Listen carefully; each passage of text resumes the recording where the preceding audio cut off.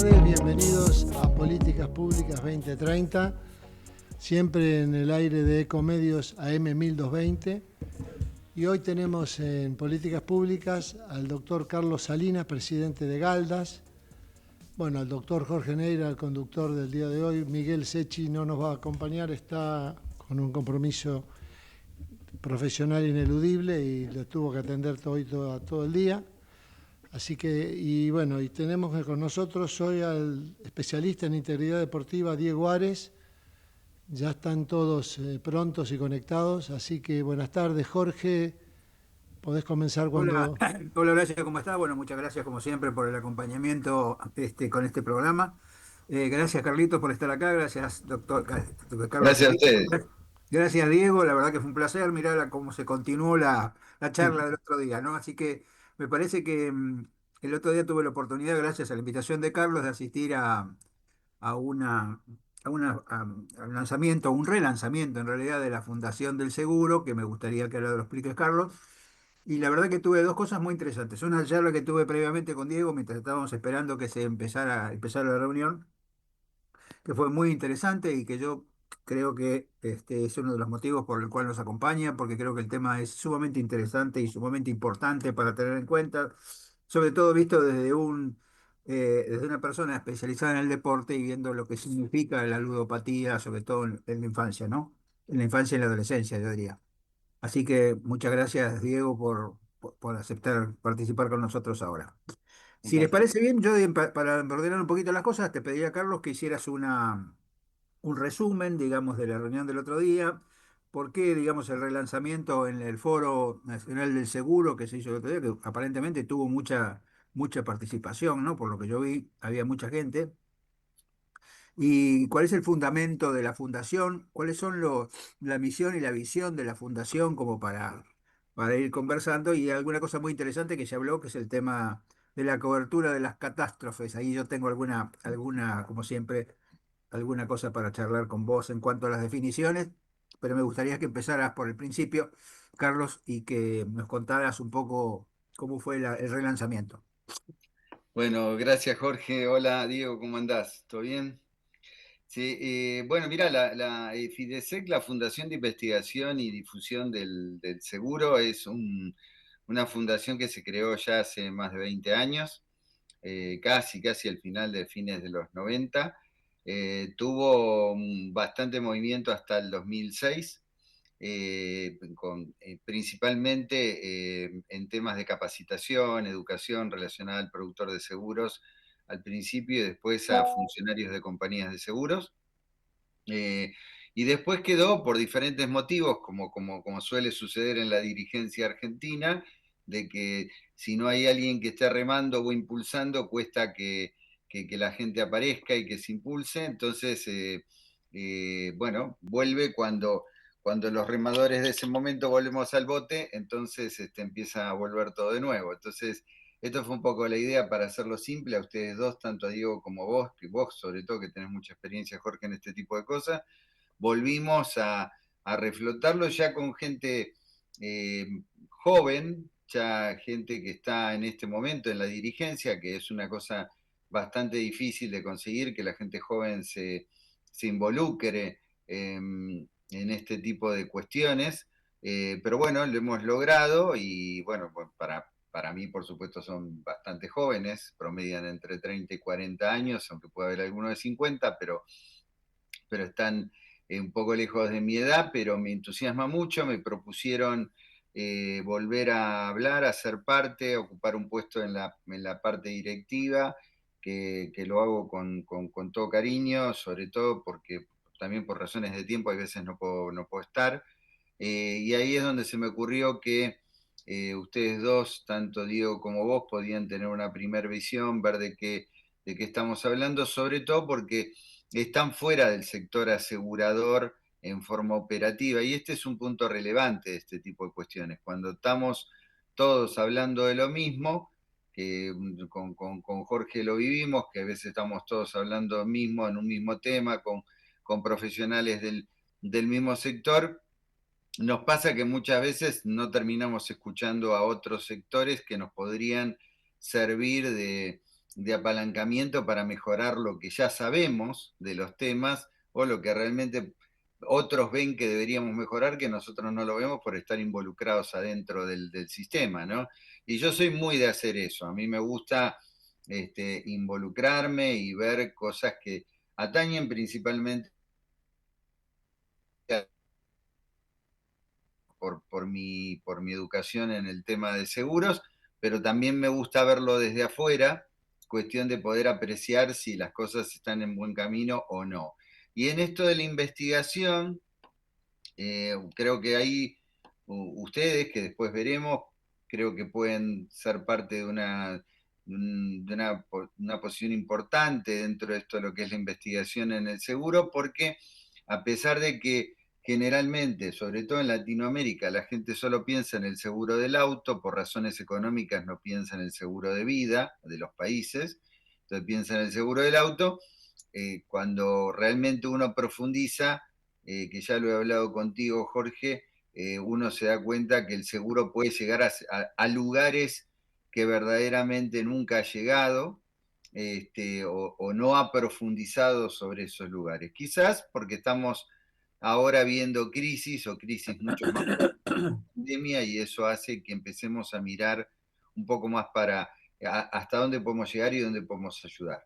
Entonces creo que esa es la parte, si queremos ver, de investigación.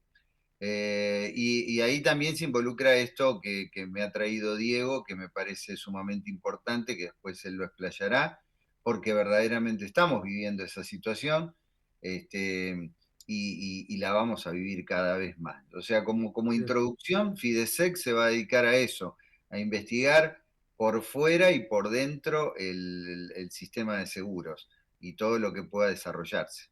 Y a mí me parece que, digamos, uno de los temas que se tocó, porque, digamos, así fue desde el principio, que en relación con el consorcio español, digamos, que es un consorcio español como una especie de reaseguro, Correcto. sobre el tema de las catástrofes, ¿no? De los desastres y de las catástrofes. Yo hace muchos años que me dedico al tema de medicina de desastre y siempre el tema, algunos pensaban que la catástrofe era cuando había más víctimas que con los desastres. En realidad el término es exactamente igual. Quizá lo catastrófico alude a, digamos, algo de mayor gravedad, por ejemplo, ¿no? Por ejemplo, el terremoto de Haití o el terremoto de Chile o el terremoto de México fueron situaciones de desastre, pero que superaron, digamos, con creces las situaciones relativamente más comunes, ¿no? Ahora, a mí me parece que es muy interesante porque cuando uno piensa en catástrofes, y sobre todo desde el punto de vista de la medicina tiene algunas catástrofes. Por ejemplo, unas catástrofes son las enfermedades catastróficas, que son enfermedades muy complejas y de mucho costo para el paciente y para la familia, ¿no? Y para el sistema de salud. Y otra cosa son los medicamentos, el precio de los medicamentos, que cada vez más se está transformando en una catástrofe económica, sobre todo para quien lo cubra, ¿no?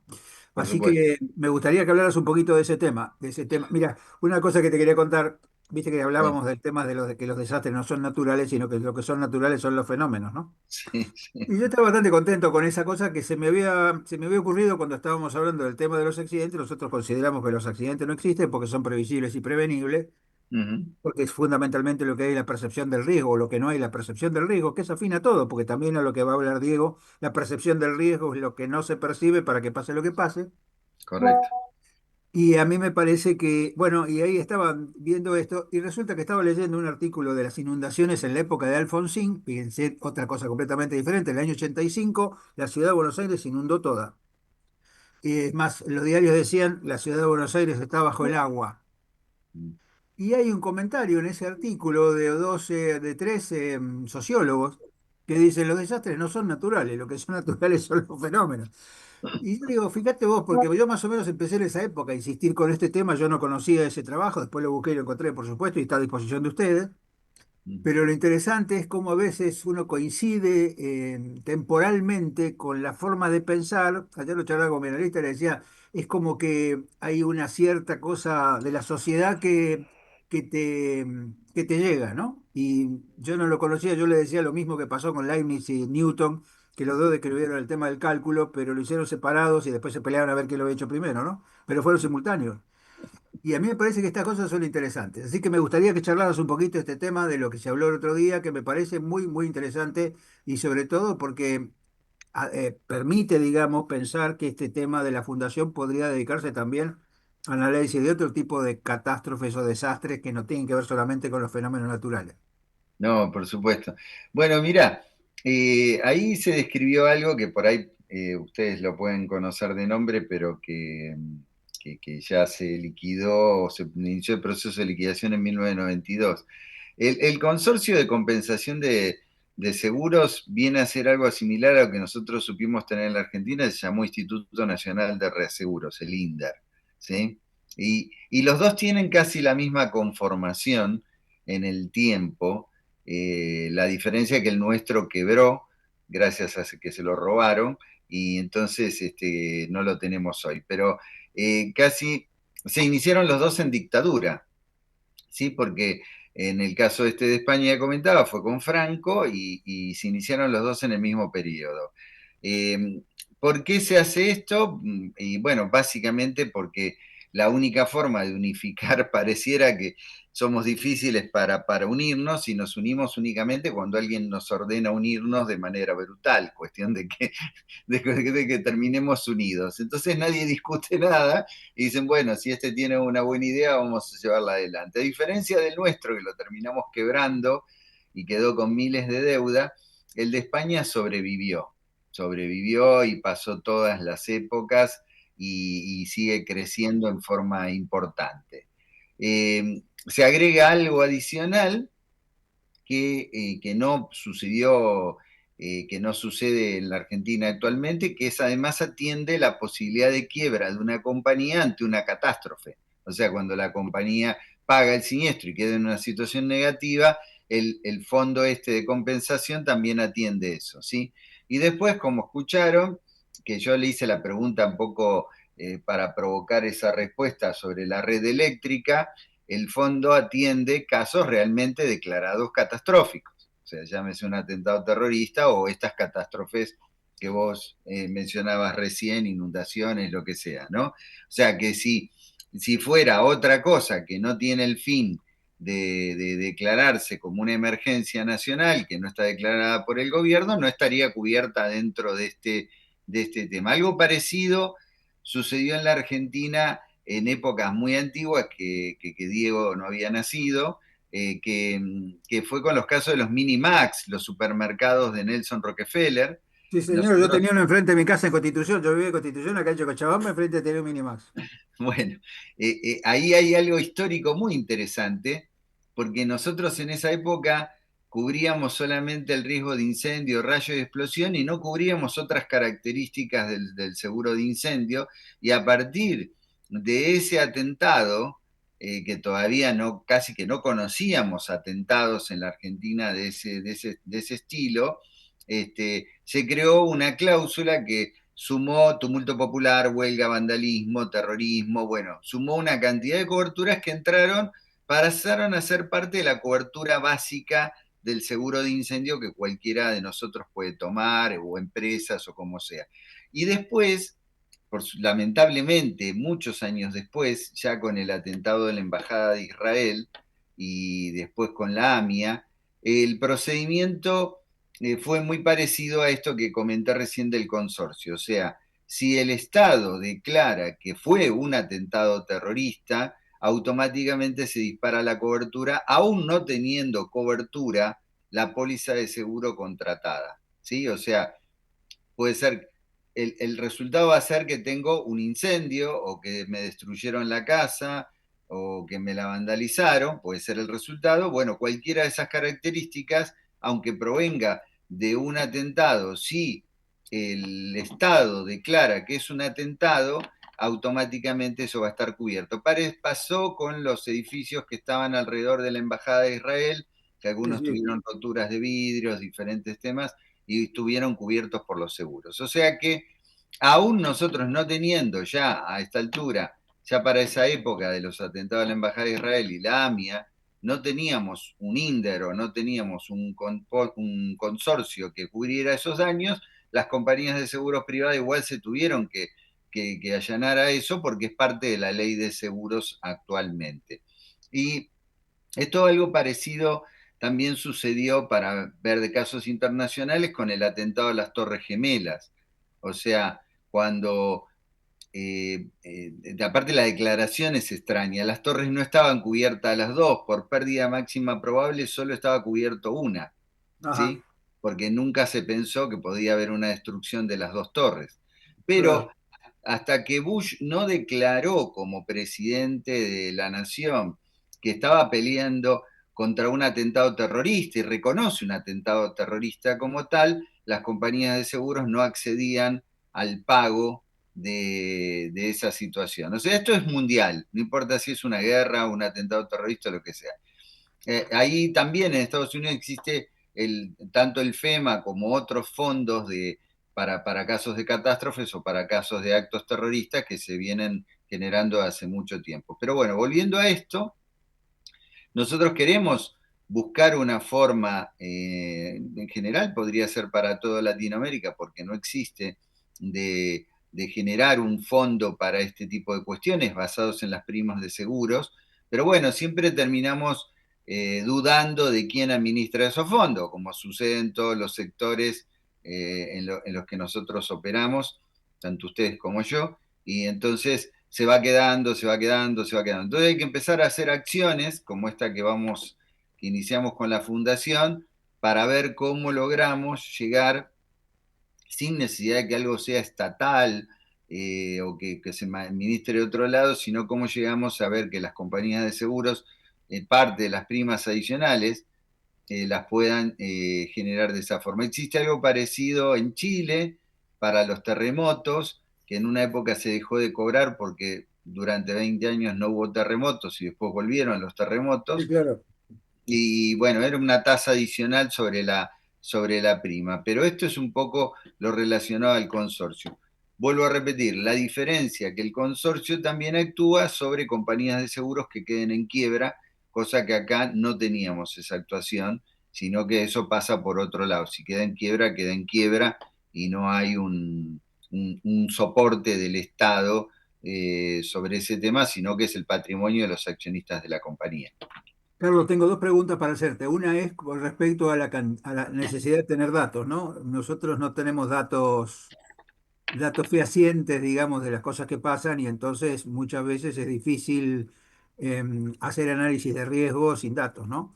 Y la segunda es, ¿cómo se trata el tema de la vulnerabilidad con respecto a la prima? Porque a ver, la situación de desastre de un determinado fenómeno tiene que ver más con la vulnerabilidad que con la magnitud de la amenaza, ¿no? Porque, digamos, lo decíamos el otro día con los dos terremotos, el de Haití y el de Chile 30 veces más intenso que el de Haití, el de Haití 200.000 muertos, en Chile es 500, ¿no?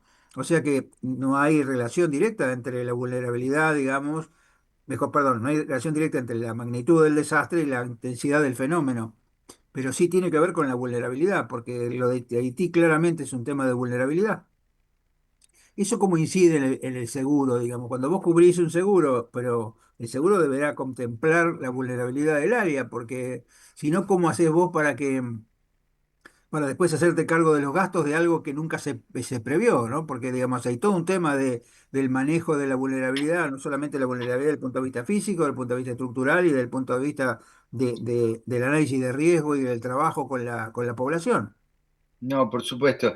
Mira, la verdad que todavía, y no es un caso, una exclusividad de Argentina, todavía el tema de la vulnerabilidad es un tema que no está entrando totalmente en el análisis y hay particularidades de por qué.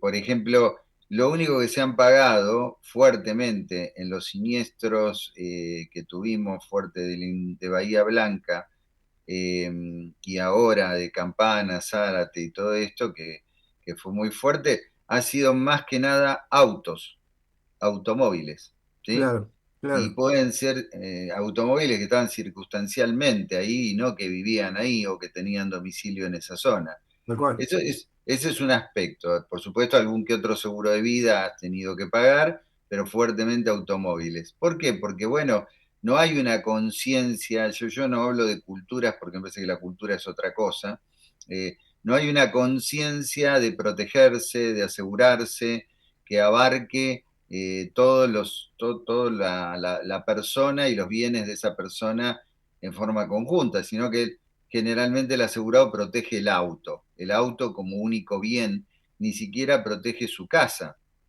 Y va a Así perder es. la casa sin ninguna duda y va a perder todos los electrodomésticos de adentro, pero cubre el auto es lo que más le interesa. Entonces los seguros son sobre auto. Después puede haber daños colaterales que pueden terminar siendo parte del seguro en algún aspecto, que son los daños a la salud, ¿sí? O sea que de alguna cobertura de accidentes personales, alguna cobertura de RT que puede involucrarse, pero no porque esté directamente relacionada, sino como colateral al hecho inicial que fue una inundación que arrastró todo y dejó todo a su paso alrededor. Podría haber problemas de contaminación, por ejemplo, si ustedes recuerdan el, el, el, la inundación de Bahía Blanca, hay un camión de combustible que de Sí, hecho claro, choca con obvio. el auto de las dos criaturas que fallecieron, que cruzó 1.600 metros ese camión, lo arrastró el agua, cargado de combustible. Bueno, yo todavía no he seguido la investigación, pero me preguntaría si no hubo una pérdida, hubo pérdida, y No, eso se claro. derramó ahí en la zona. Pero nosotros tenemos algo adicional ahí que lo pueden tener cualquier otro país de Latinoamérica, inclusive lo tuvo el caso del Dana en Valencia. Eh, Hay zonas y zonas, esto que vos hablas de la vulnerabilidad de la zona. Por ejemplo, nos pasan cosas que, por supuesto, podrían ser totalmente previsibles y solucionables, que tienen que ver con la suciedad, la basura, ¿no? O sea, no es que tenemos inundaciones de efectos realmente naturales por cambio climático, No, por tal cual, por supuesto. eso decía, claro, justamente, No, eso decía la no voy a negar vulnerabilidad. el cambio climático como lo hacen algunos, pero la verdad que si hay cambio climático, a eso le sumamos lo que no hacemos porque no suceda. El Entonces, cambio climático lo que hace es exponer la falencia de lo que no se hizo. claro, entonces ahí tenemos gran parte de esos lugares son de alta suciedad, de alto, como hablábamos contigo, Jorge, gente que construyó un country al lado y puso dos paredones para que la contención Claro. de que el agua no entrara al country y terminó entrando al resto del O el atento barrio. de la ruta, o el telatén de la ruta que no contempla la el flujo de agua. Correcto. Después tenés, en el caso de Bahía Blanca y la inundación de La Plata del 2012, tenés el efecto colateral del manejo del combustible. En La Plata tenés almacenamiento de combustible que como no se puede mezclar con el agua, tiene paredones de contención de que van hacia otro lado. Entonces, no derrama para un lado, derrama para otras zonas. Pero eso iba con cuando yo te decía del tema de la vulnerabilidad, ¿no? Cuando vos tenés que Sí, hacer un seguro sí, de ese lugar, supongamos que la municipalidad toma un seguro de situaciones catastróficas, ¿no? Y vos le decís, bueno, pero vos en esta situación tenés mucha vulnerabilidad propia, digamos, con lo sí, cual sí, sí, tu sí. prima no puede ser la misma que un lugar, porque esto además facilitaría que la gente empezara a tomar medidas para bajar la prima. No, ni hablar, pero como no nota esa diferencia realmente por el tipo de seguro que toma, es ahí donde se complica analizar eso, porque no hay una gestión sobre esa parte. Puede haber que, qué sé yo, zonas peligrosas porque te roban el auto, lo toma por el robo, no por el Claro, incendio, ¿sí? claro. Entonces capaz que dicen, bueno, en Bahía Blanca no roban autos, sí, pero los autos quedan debajo del agua, o sea, la pérdida la voy a tener igual. Eh, entonces creo que tendrías que hacer habría que hacer más un análisis sobre la sociedad, sobre qué quiere esa sociedad realmente en Tal su cual. comportamiento, y ahí poder fijar la tasa de prima, porque como bien decías, de hecho está el famoso mensaje de Macri que dice que no se inunda más, como bien decías, eso sucedía en Cava. Sin embargo, los costos de los seguros de Cava eran lo mismo que en una zona donde no se inundaba, ¿sí? Claro. Entonces, la vulnerabilidad pasa por varios lados ahí, pero como estamos hablando de seguros de autos, nadie está dando el siguiente paso. Y en el caso de Bahía, inclusive estaba la petroquímica, que todo el mundo Sí, se sí, olvida de claro. la petroquímica, pero Tal cual. también tiene un efecto sobre el tema de la inundación. Yo siempre digo una cosa, no soy un especialista, no soy un ingeniero, nada de eso, pero solamente con mirar la fuerza con la que corre el agua me estoy dando cuenta que no es normal. No, absolutamente. Que Eso, algo la está arrastrando, ¿no? claro, tal cual. No, bueno, y además lo que se genera es aumentar, digamos, aumentar todas las situaciones que llevan, que conducen a que eso se transforme, digamos, en una situación de mucha más intensidad que la que debería, porque fíjate lo que pasa en las inundaciones de estas últimas, no digo tanto en Campana, pero muchos decían que los sumideros estaban tapados. Y no es Sí, un tema, no es un tema de alta ciencia eso. Por eso vos, no, si vos haces un relevamiento de la zona y ves que los sumideros están tapados y quieren hacer un seguro, bueno, vos tenés que decirle, o limpiás el sumidero o te aumento la prima. sí, sí. Tendríamos un grave problema porque en zonas que parecen de alto poder económico, esto también pasa. Obviamente, Entonces, claro. la antiselección sería muy grande para el sector asegurador respecto de esto. Por eso hablo de conciencia, ¿no? Que ahora dentro de un rato tengo una charla sobre eso acá en Posadas donde estoy, pero de cómo llevar conciencia realmente, porque siempre se habló de cultura de las cosas y la cultura es totalmente otra cosa, ¿no? Entonces, el tema de llevar conciencia aseguradora significa hacer ver este tipo de cosas. Y lamentablemente muchos no lo quieren, no les conviene o no lo quieren ver. Vos sabés que Pero, Naciones Unidas, Carlos, tiene un programa que es el UNDRR, que es el United Nations Disaster Risk Reduction, ¿no? ujú, Está destinado justamente a lo que estamos hablando, porque todo lo que estamos hablando tiene que ver con reducción de riesgo. correcto, correcto. Pero para compararte cosas, en España, después que sucedió el famoso Dana, una semana después la gente estaba estacionando el auto en el mismo lugar donde no lo tenía que estacionar. Claro, sí, sí. Entonces, es como que, ¿qué hacemos con eso? Porque es como que, eh, creo que también lo hablamos, digo, yo la gente que estaba en la costa del arroyo, del río, en La Plata, después que se perdió todo, se volvió a instalar un mes Claro. después estuvo instalada de nuevo en el mismo lugar. Bueno, pero Eh, ahí está lo que debería ser la jurisdicción de decir, bueno, ¿cómo hago para que acá no se pueda estacionar? Le pongo un coso de hierro, algo, le pongo las bolas esas para que no puedan estacionar. Y a mí sí. me parece Bueno, que estas cosas, hay un gran desafío en todas estas cosas que provocan daños gigantescos, gigantescos, porque son daños muy grandes, pero que en cierta forma parecen no estar cubiertos por nadie o no estar vistos por nadie. Ahí yo, donde voy, que lo Carlito, hemos... quédate ahí que nos tenemos que Dale, ir a la dale. tanda. Nos tenemos a la tanda, entramos de vuelta Diego y Carlos con el mismo link y nos vemos en 2 minutos. Volvemos a entrar. Dale, gracias. Chao, chao.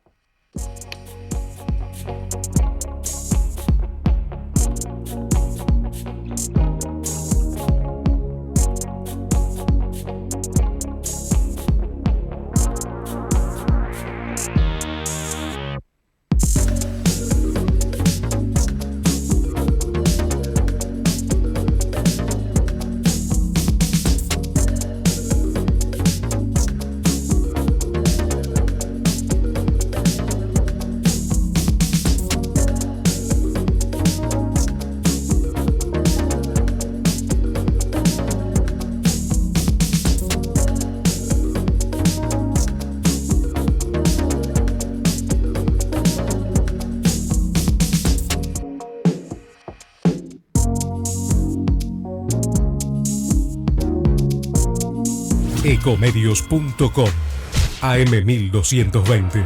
Estamos con vos. Estamos en vos. Informate en ecomedios.com. Seguinos en TikTok, @ecomedios1220.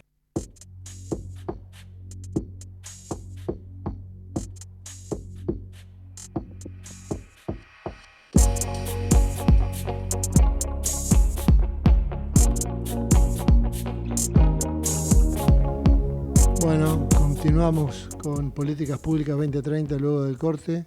Jorge, si querés, podés comenzar. Sí, gracias, Horacio. Bueno, Carlos, estábamos completando lo que estabas comentando. Me gustaría que hicieras un resumen, digamos que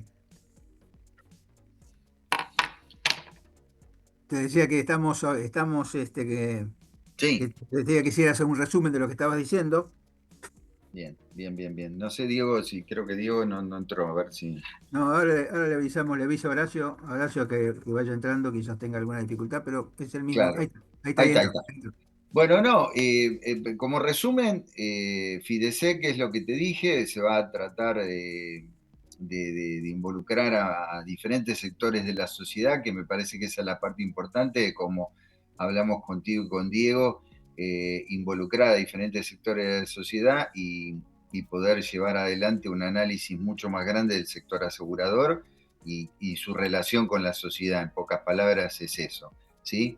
Yo Y te diría, a mí me parece que hay algo, nosotros tenemos, que yo te lo comentaba la vez pasada, una comisión que se sí, llama Una Salud, que tiene que ver con salud animal, salud humana y salud eh, sí, animal, que tiene que ver justamente con la transversalidad, y me parece que en todas estas cosas también tiene que ver la comunidad no es ajena a estas cosas. no, Que cuando exacto. vos ves, digamos, que todo tiene que ver con todo, porque, digamos, en las últimas, el 70% de las últimas epidemias fueron zoonóticas, quiere decir que vienen de los animales. Entonces, no podés no tener en cuenta a los animales cuando haces Ya, un análisis estás de riesgo de ignorando una salud. parte, claro. Claro, entonces a Muy nosotros importante. nosotros estamos muy interesados en el tema de la transversalidad y sobre todo en la participación comunitaria, que es algo que nosotros tenemos como separado, ¿no? Acá, digamos, el argentino, Borges siempre dice que el argentino es un individuo y no un ciudadano, y yo creo que es así, porque en realidad no tienen la concepción de lo que significa su participación en la sociedad, digamos, ¿no? Como ciudadano debería participar en la sociedad y la sociedad debería tener un posicionamiento con determinadas cosas, ¿no? Y a mí me parece que esto es lo que pasa, y cuando pasan estas cosas, digamos, siempre uno está después llorando y si me pasó tal cosa, bueno, pero a ver, si esto es una cosa que pasa reiteradamente, no se puede evitar. Y bueno, estas son las cosas que yo creo que nosotros necesitaríamos de alguna manera acceder a la sociedad para que la sociedad entendiera que es necesaria la participación, ¿no? Y por eso hay que relacionarlo, como bien decís, coincido con eso. Y bueno, un poco también ahora va a hablar Diego, pero un poco también fue ese el contacto con Diego, que me parece que todo se tiene que relacionar de alguna manera. Bueno, mira, te digo una solita cosita chiquita. Hoy estamos asegurando mascotas, Claro, pero ¿por qué aseguramos mascotas? Y bueno, porque las mascotas ya no hay que declarar nada, son parte de la familia, sí o sí. absolutamente. Y además he escuchado un médico, quizás me lo dijiste vos, pero he escuchado médicos que dijeron que muchas veces le transmitimos nuestras propias enfermedades. Ah, Exactamente, te lo comenté yo porque nosotros escribimos un capítulo que se llama Una Salud en el último libro de la Academia, de la reunión interacadémica que se publican todos los años, y hay un especialista, una médica veterinaria, que está en la Academia Nacional de Agronomía Veterinaria, que habla justamente del tema, las enfermedades de las mascotas, y cuál sí. debería ser la relación y el vínculo con las mascotas. Bueno, Así que ahí es que todo, es clave. Y todo tiene que ver con todo. por eso creo que sí, que vamos en ese camino. Bueno, ese sería mi resumen, Jorge. Muchas gracias. Bueno, Avancemos. Diego, la verdad que tuvimos una conversación muy interesante el otro día.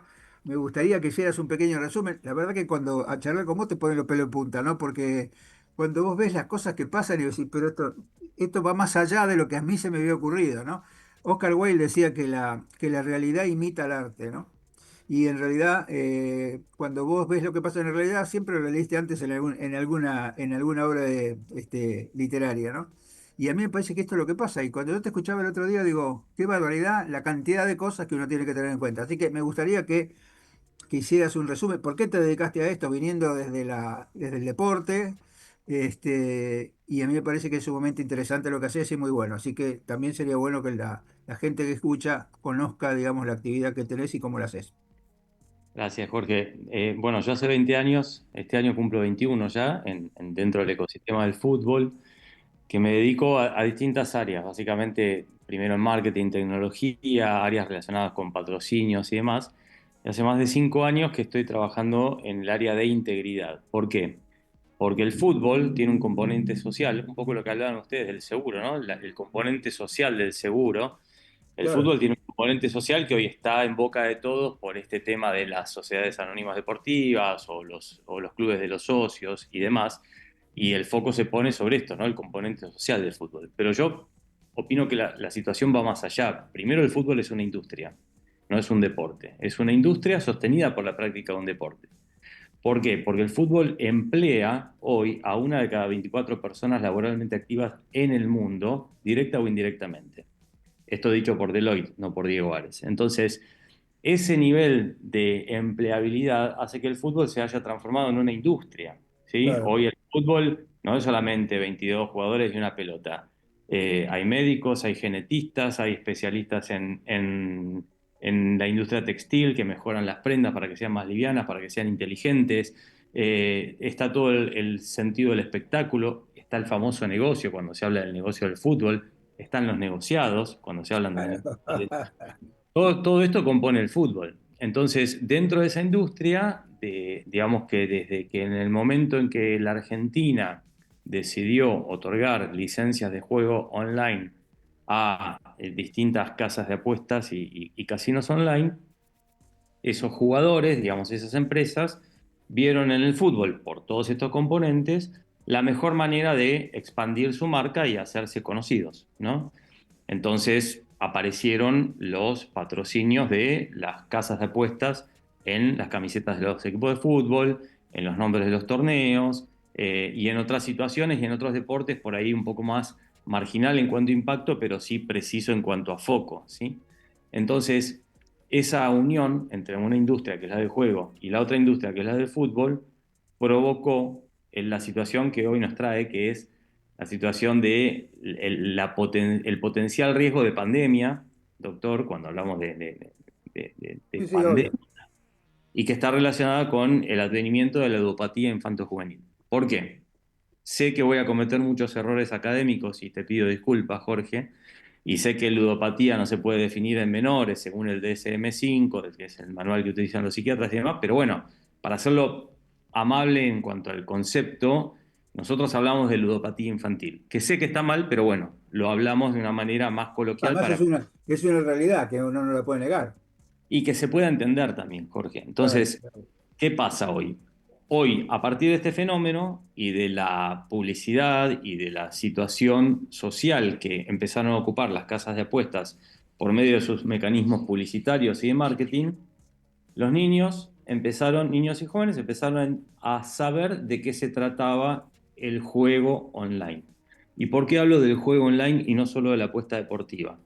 Porque te llaman por una apuesta y apelan a los mecanismos de sabes más que tu compañero, ganale a tu amigo, armá un equipo y demostrá, ¿no? que vos sos el que más sabés. Y a nosotros los argentinos, lo mismo que en Brasil, que en Uruguay, que en Colombia, en Perú, en Chile, la discusión por el fútbol nos va en el ego. Entonces, Sí, sí, cuando obvio. uno siente que gana la discusión por fútbol, digamos que maximiza su ego. Bueno, ahí es donde fueron los publicistas de las casas de apuestas.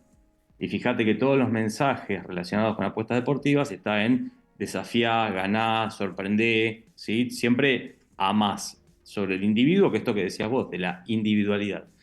Sí, sí, Entonces, sí. esa polución publicitaria hizo que los jóvenes, niños, niñas, adolescentes, tuvieran la posibilidad de conocer un mundo que antes era totalmente desconocido, que es el mundo del juego online. Y ahí es donde me quiero parar un segundo. Porque entraron por una apuesta deportiva para saber si podía ganar, si podía hacer plata con su conocimiento, pero descubrieron un casino, que para Claro. ellos hasta ese momento era absolutamente Es como entrar a Las Vegas. Exactamente. Y fíjate una cosa, Jorge, vos andá a cualquier casino de acá de la provincia de Buenos Aires hoy y retrotraete hace 5 o 6 años atrás. Hace 5 o 6 años atrás ibas a un casino, estaban prácticamente vacíos, solo las máquinas tragamonedas tenían público y todo el público era un target, como decimos a veces, sub 90, ¿sí? Eh, Anda hoy a un casino físico, después de las 12 de la noche, 1 de la mañana, te vas a sorprender la cantidad de chicos de 20, 21, 22 años que hay. ¿Por qué? Porque conocieron ese mundo a través de la apuesta deportiva. Claro, claro. Entonces, acá se hace una gran diferencia. Por un lado está el juego legal y por otro lado está el juego ilegal. ¿Qué es el juego legal? Es el juego legal regulado, las casas que tienen una disposición y una normativa regulada por las loterías y las leyes de un estado, en este caso un estado provincial, que es quien otorga la licencia. Y por otro lado está el juego ilegal. El juego legal no te deja ingresar si sos menor de edad, tienen bases de datos contra el RENAPER, controles biométricos y demás. Incluso dentro de la aplicación algunos controles de exceso de juego, o sea, cuidan mucho el ecosistema, pero el ilegal no. Y hoy el 80% del juego se hace de manera ilegal, Claro. ¿sí? Entonces, ahí es donde estamos empezando a hablar de una potencial pandemia en la charla que teníamos el otro día con Jorge y con Carlos en el Foro Nacional del Seguro, hablábamos de quién va a atender a toda una generación que dentro de pocos años va a sufrir de algún tipo de trastorno, perdón de nuevo por las palabras que no soy No, pero estoy de académico, acuerdo, sí, sí. algún tipo de trastorno mental o relacionado con su salud mental derivado de esta patología. ¿Quién lo va a atender? ¿El sistema público, el sistema privado? ¿Se va a crear una póliza de seguro para prevención de eso, digamos, indemnizar esos daños? Este es un poco el ecosistema que se está generando hoy y cómo está digamos, el big picture, como dicen en Estados Unidos, de la situación hoy. Y Diego, una cosa que te quería preguntar, ¿hay algún tema de regulación con respecto al juego en el sentido de que haya cierta prohibición con respecto a los juegos ilegales, digamos, que no sé, digamos, debe haber algún bloqueo electrónico o alguna cosa que pueda hacer el Estado como para que esas cosas no funcionen, Sí, ¿o pero es no? muy ineficiente. Entonces, y esto dicho por los propios actores, en todo este derrotero, nosotros estuvimos hablando y trabajando con Lotería de la Ciudad, Lotería de Provincia, las loterías provinciales, ALEA, que es la Asociación de Loterías, que hace mucho por esto, hace mucho para ir detrás y siempre detrás y hasta lejos del juego ilegal. El problema es que la legislación es muy ineficiente. Entonces, vos pensás que hasta que se denuncia un sitio ilegal de juegos y apuestas, hasta que se lo da de baja, pueden pasar hasta 6 meses. En Claro. esos 6 meses, clonaron en otro dominio, pasaron a otro lugar, se mudaron de oficina, cambiaron los cajeros, cambiaron los recaudadores, pasó de todo. Entonces, todavía no está preparado un tipo de fiscalía express que trabaje ejecutivamente con esto y que automáticamente dé de baja esos dominios, porque la tecnología te lo permite eso, que eso es lo bueno. Te permite bloquear dominios y aplicaciones de juego ilegal y de manera muy efectiva. El proceso legal es el problema. Sí, sí, yo creo que es un tema importante porque me parece, ¿y cómo se hace? ¿Cómo hacen los padres con los chicos para controlarlo? Porque vos viste que hoy, digamos, el tema es que los chicos tienen una cierta tendencia a la pantalla, ¿no? ¿Mm? Es más, están más acostumbrados a leer en la pantalla que leer en un libro. Y con el tema de que se aburren y empiezan a hacer lío cuando se aburren, que ellos siempre terminan logrando que alguien le dé una cosa para que se queden quietos, ¿no? ¿Cómo se hace, no? ¿Cómo se hace para que los padres controlen y sobre todo para que empiecen con el adolescente? Es más difícil porque el adolescente es el que adolece, como dice su palabra, entonces se pelea siempre, todos nos peleamos con nuestros padres, ¿no? Después uno se da cuenta que en realidad el padre de uno tenía razón cuando se lo dijo, pero bueno, uno tiene que pasar esa etapa inevitablemente, ¿no? ¿Cómo se hace para controlarlo? ¿Cómo haces vos teniendo un hijo adolescente para ver que entienda, digamos, el por qué no, digamos, ¿no? El por qué no lo tiene que hacer? Claro, si vos se lo decís, lo más probable es que lo haga al revés porque forma parte de su rebeldía. Pero ¿cómo se hace para tener primero una idea y después para controlarlo? Mira, nosotros hacemos una serie de jornadas de capacitación y uno de los módulos es herramientas para padres.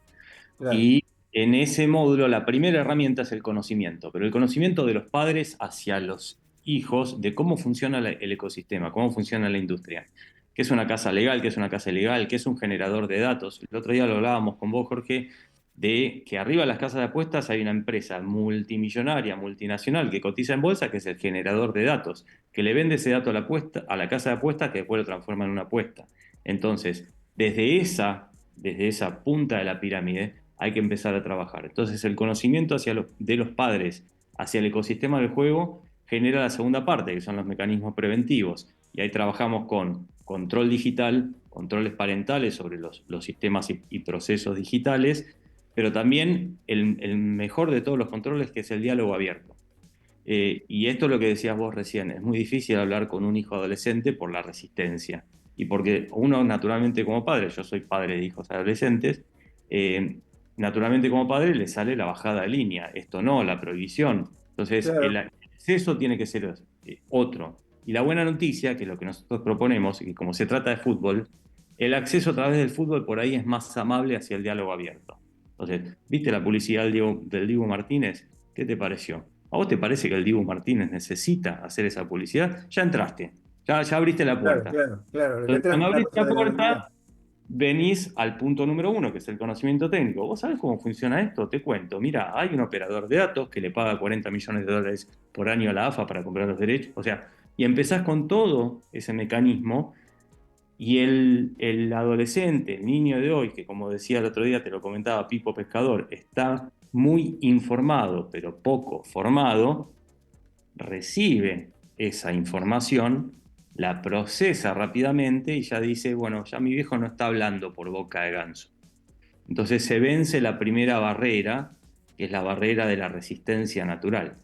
Y ahí con el conocimiento y la opinión y el debate, el diálogo abierto, se empiezan a construir el resto de las herramientas para prevención, más allá de la prevención técnica y el control financiero, Jorge, el control financiero de las billeteras digitales. Obvio, claro, claro. Vos sabés que vos lo contabas, y yo me acuerdo cuando iba a la cancha de Argentino con mi abuelo cuando yo era adolescente. Mi abuelo se anotaba en esa época para saber cómo iba el resto de los partidos. Había un tablero que tenía códigos en el estadio. Entonces mi abuelo se anotaba los códigos para ver cómo iban los partidos, porque si vos no te anotabas los códigos, no se podía saber cómo iba, ¿no? Y después yo participé del tema de la aparición de la Espica. La Speaker era una radio portátil, chiquitita, que vos te la ponías y era bárbaro. Incluso algunos venía con un audífono para que vos la escucharas. Y era la forma de estar al tanto. Algunos escuchaban el partido por la Speaker, pero otros escuchaban otros partidos. Y ahí fue donde se empezó, digamos, a vincular, digamos, lo que vos estabas viendo en el estadio con lo que pasaba, ¿no? Y vos ves que ahora, en tiempo real, vos podés estar viendo el partido argentino Junior al mismo tiempo el del Manchester City, ¿no? O el del Barcelona. Y vos decís, bueno, claro, hoy la posibilidad se ha universalizado, digamos, y además el acceso se ha universalizado, porque eso es otra cosa, ¿no? Exacto. Primero, las espicas las tenían unos pocos. Después, cuando la Bueno, espica costaba 2 pesos, la tenía todo el mundo. Bueno, y hoy el celular, digamos, yo no sé qué cantidad de celulares hay en el país, pero yo creo que el 70% de las personas debe tener un celular. más que personas. Pero fíjate en algo que vos decías recién que es interesante. Hoy, la espica de hoy, o el tablero, es una persona, empleado de esta casa generadora de datos, con una tablet con conexión satelital, porque si tiene conexión Wi-Fi en una cancha de fútbol no funciona, generando los datos que terminan en una apuesta deportiva. Córner, amarilla, roja, cambio, gol, lateral. Claro, Y porque vos fíjate todos los campos que tienen que tener en cuenta, porque esto sí, es, sí, por eso es una digamos, matriz predeterminada, pero el desarrollo es manual y humano. No hay inteligencia artificial en eso. Después viene la inteligencia sí, la artificial inteligencia por el en análisis. estos aspectos, ¿no? Dentro del proceso. Pero el proceso original de colección de datos es manual y humano. Entonces, desde ahí, desde ese origen hasta la apuesta deportiva, lo que decís vos, la posibilidad de ir viendo o ir apostando, fíjate lo que pasa a veces, y esto se está corrigiendo porque AFA tomó cartas en el asunto, una sanción de un penal se pone en situación dudosa y ¿qué hacen? Van al VAR. Bueno, ¿cuánto tarda el árbitro en el VAR y cuántos zócalos de publicidad de apuestas hay durante ese momento en la Ah, transmisión del claro, fútbol? claro, tenés razón, ¿eh? Bueno, entonces, esto es lo que nosotros le decimos a las casas de apuestas legales, muchachos, paren la mano. Sabemos que el problema son las ilegales, sabemos que ustedes no dejan entrar a los niños, sabemos que ustedes tienen un montón de control, pero paren un poquito con esto, porque si siguen de esta manera, ¿qué pasa? La tranquera, cuando está cerrada acá, el ganado va por la tranquera que está abierta. Entonces, si la tranquera que está abierta es ilegal y estamos proliferando el deseo del juego a través de este tipo de compulsiones, paremos un poquito. En España hoy está prohibido todo tipo de publicidad durante los partidos de fútbol y durante las transmisiones. Y cualquier tipo de publicidad relacionada con apuestas deportivas es después de las 10 de la noche. Entonces, y esto Bueno, le vos cae decías a la algo también de influencer. la camiseta, de las camisetas, la propaganda y la edad de los jugadores.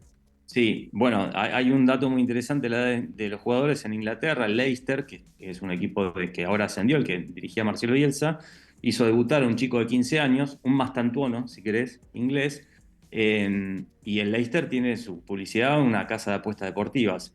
El chico ingresó al campo de juego con la camiseta en blanco, no tenía la publicidad. Y eso fue un mensaje institucional. ¿Y quién fue el más beneficiado? La casa de apuestas deportiva. Aumentó un 25% los Sea, ingresos. le dio seriedad, digamos, ¿no? Le dio seriedad. Exactamente. Imagínate, bueno, voy a Mastantuono en el caso de River, porque Mastantuono es menor de edad, pero tiene Betano y antes tuvo Codere. Entonces, hay que ver estas cosas porque hasta a nivel marketing pueden ser un impacto positivo en lugar de negativo. Claro, sí, sí. Bueno, y entonces, ¿qué es la recomendación que vos harías, digamos, para la gente, ¿no? ¿Cómo protegerse? ¿Cómo proteger a la familia? ¿Qué es lo que uno tiene que hacer? Porque, como vos decís, primero hay que estar en el tema. Con los chicos, si juegan al fútbol, o se les gusta el fútbol, el pibe que no le gusta el fútbol, pero apuestan igual porque lo que le importa es la apuesta en el fútbol, ¿no? Totalmente. Lo primero es observar las conductas y escuchar. Hay que escuchar cuando los chicos hablan entre ellos. ¿Viste? A veces uno va manejando y lleva a sus hijos de atrás y van hablando, a veces en un idioma que uno no entiende, pero Sí, sí, bueno, por eso. empezar a escuchar eso, porque dentro de esos diálogos ya empiezan a aparecer cuánto paga tal jugada, cuánto paga tal resultado. Entonces, empezar a estar atento a eso.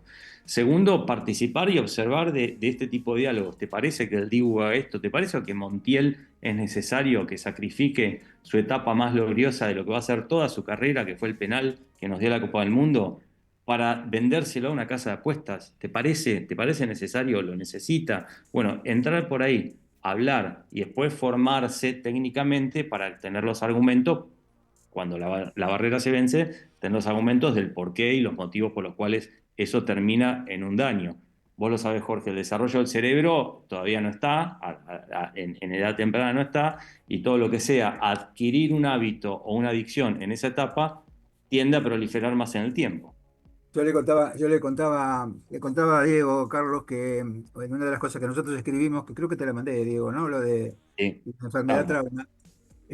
Nosotros hicimos una cosa con 140 academias de medicina y de ingeniería y de ciencias en el mundo, digamos que fue aprobada por 60 academias, por mayoría, y una definición de que el trauma es una enfermedad, y entre las cosas que nosotros mandamos teníamos un grupo de trabajo, digamos, del manuscrito, que había como 14 o 15 academias diferentes, y cuando mandamos, tuvimos que hacer 3 rondas, y cuando mandamos el manuscrito en la segunda vez, uno de los alemanes insistía sobre el tema del desarrollo del cerebro del adolescente, ¿no? Por el tema del riesgo, percepción de riesgo y desarrollo cerebral, intelectual, que parece una cosa medio biológica, ¿no?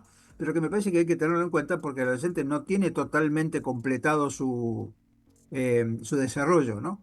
Y acá me No, parece donde se encuentra el tema de la falta de percepción del riesgo. Por eso, viste, los chicos siempre tienen esta sensación de que el riesgo no existe. Y cuando vos les hablas del riesgo, dirán, ah, sos un viejo. Y a mí me parece que esto es lo que habría que ver, ¿no? No sé qué pensás vos, Diego, y vos, Carlos. totalmente, no está madurado para entender el riesgo de lo que significa entrar en ese ecosistema del juego, no solo de la apuesta deportiva, sino del juego, que puede derivar en una compulsión o en una enfermedad. Sí, porque además, fíjate vos, suponete que hay un foul, que ya lo hemos hablado, ¿no? O hay una lesión que se produce en determinado momento, y vos decís, totalmente innecesario, no era el momento, no era el lugar, ¿por qué hace esa infracción de ese tipo? Y uno empieza con la conspiración, porque, viste, la teoría conspirativa uno siempre tiene en la cabeza, ¿no? Y entonces vos Totalmente. decís, ahí en ese lugar ya no sos vos el que juega, sino que sos el objeto al que están usando, digamos, para hacer un negocio. En Y esto otro, en otro programa, si querés, hablamos largo y tendido de la relación entre la apuesta deportiva y el amaño de resultados, que es fascinante. Claro, bueno, claro, exactamente. El tema sería ponerlo en el tapete, ¿no, Carlos? Habría que poner en el tapete el amaño de lo que se hace deportivamente, que está mal, pero que tiene una intencionalidad de plata, digamos, ¿no?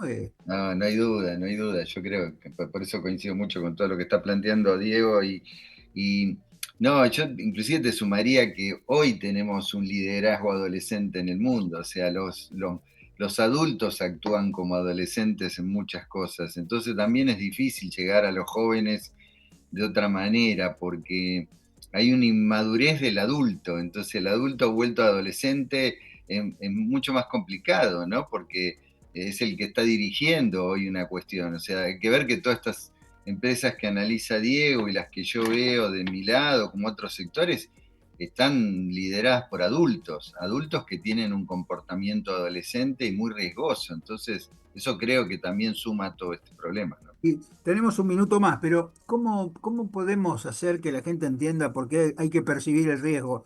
¿No? En realidad el riesgo es una cosa general, porque hay riesgo de todo, digamos, ¿no? Pero ¿cómo uno se entrena a percibir el riesgo y cómo hace que los demás entiendan que lo primero es percibir el riesgo? Porque si uno no percibe el riesgo no puede actuar en consecuencia, ¿no? Bueno, hasta ahora yo no he visto otra forma que viviéndolo, ¿no? Porque en realidad a muchas empresas que son muy buenas marketineramente lo muestran, y lo muestran de forma agresiva, cuestión de hacer ver que esto pasa. Ha pasado con las propagandas de cigarrillos, ha pasado con los accidentes, pero así todo todavía hay una gran parte de la población mundial que no lo percibe y no lo ve. Pero como te decía la otra vez, Jorge, yo creo que esto es una cuestión va a ser un trabajo de toda la vida. Me parece que algunos salvarán, otros no, pero bueno. Y a mí me parece que ahí es donde la fundación, digamos, yo creo que la Fundación Seguro, nosotros también tenemos la Fundación Trauma, lo mismo lo que hace Sí, hay que Diego, unir ¿no? fuerzas. A mí me parece que el tema de trabajar con la comunidad, ¿no? Claro. El problema es que cómo se le dice a la comunidad, ¿no? Para que la comunidad pueda empezar a pensar las cosas. Yo creo que acá el tema de la comunicación es un tema básico y que Totalmente. nosotros los médicos somos muy malos comunicadores, como ustedes saben. Pero me parece que nosotros deberíamos insistir en la necesidad de comunicar todas estas cosas. Bueno, lamentablemente ya nos tenemos que ir. Como bien dijo Diego, tenemos otro programa por delante porque tenemos que repetir esto para seguir hablando con ambos. Así que muchas gracias, Carlos, muchas gracias, Diego. La verdad que es un placer que estén aquí. Y Gracias bueno, a ustedes. nos vemos en la próxima y buena semana. Chau, chau. Gracias. Chau, chau.